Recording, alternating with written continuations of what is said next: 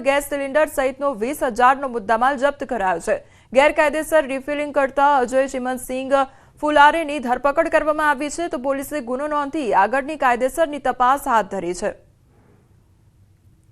તો ગેરકાયદેસર ગેસ રિફિલિંગનો મામલો સામે આવ્યો છે અને આખા રેકેટનો પર્દાફાશ કરવામાં આવ્યો છે। તો ઘરેલું ગેસ સિલિન્ડરનું રિફિલિંગ કરવામાં આવતું હતું, ગેરકાયદેસર રીતે રિફિલિંગ કરવામાં આવતું હતું અને પોલીસે સ્થળ પર જઈને રેડ પાડી દરોડો પાડ્યો હતો અને ત્યારબાદ કાર્યવાહી હાથ ધરી છે। તો એક વ્યક્તિની ધરપકડ પણ કરવામાં આવી છે। તો સુરતની આ ઘટના સામે આવી છે કે જ્યાં ગેરકાયદેસર ગેસ રિફિલિંગનું રેકેટ પકડી પાડવામાં આવ્યું છે। ગીર સોમનાથ જિલ્લાના વેરાવળ અને આસપાસના વિસ્તારોમાં ડીઝલની ભારે અછત વર્તાઈ રહી છે।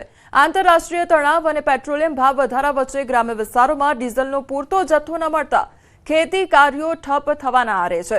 આ દ્રશ્યો ગીર સોમનાથ જિલ્લાના વેરાવળ અને આસપાસના પેટ્રોલ પંપોના છે, જ્યાં અત્યારે ડીઝલ માટે 10-12 ખેડૂત મને મળ્યા, મને કે ભાઈ તમારા ત્યાં વ્યવસ્થા થાય હોય તો કરો, પણ અત્યારે કોઈ પણ ખેડૂતને એક ટકો પણ ડીઝલ મળતું નથી। એ ખેડૂતો અટાણે બહુ ત્રાહીમામ છે। મોદી સાહેબ આવે છે ત્યારે મોસ્ટ ઓફલી 25-30 બસો દોડાવે છે, ત્યારે ડીઝલ મળી જાય છે અને ઉદ્યોગપતિને ડીઝલ મળી જાય છે। આજ ખેડૂતને નથી મળતું, ખેડૂતને કરવાનું શું? અત્યારે હું 3 પેટ્રોલ પંપ રેખડ્યો, ત્યાંથી મને ડીઝલ અત્યારે મળ્યું નથી। મારે અત્યારે સાહેબ તમને ખબર જ છે કે અમારો વિસ્તાર પાણીવાળો વિસ્તાર છે ને ઉનાળુ પાક અત્યારે અમારે અડદ, મગ, તલ જેવા જે તેલીબિયાના પાકો છે અત્યારે હાલમાં તૈયાર છે અને અત્યારે અમારે જે એને હાર્વેસ્ટિંગ કરવાનું થ્રેસર દ્વારા કાઢવાના હોય તો અમારે કંઈ થ્રેસર લઈને કે ટ્રેક્ટર લઈને તો અહીં પેટ્રોલ પંપે નથી આવતું, કેરબો લઈને આવે તો કોઈ પણ પેટ્રોલ પંપે અમને ડીઝલ આપતા નથી।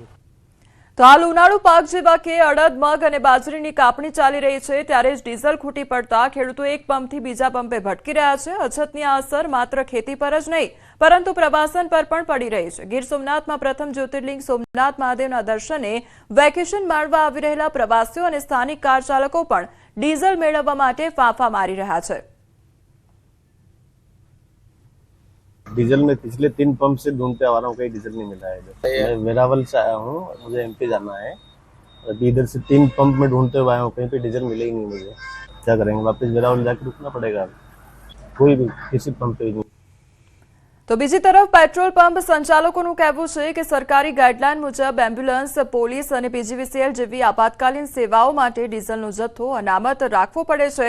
તો ડીઝલની આ અછત જો લાંબી ખેંચાશે તો કૃષિ ઉત્પાદન પર તેની માઠી અસર પણ પડી શકે છે।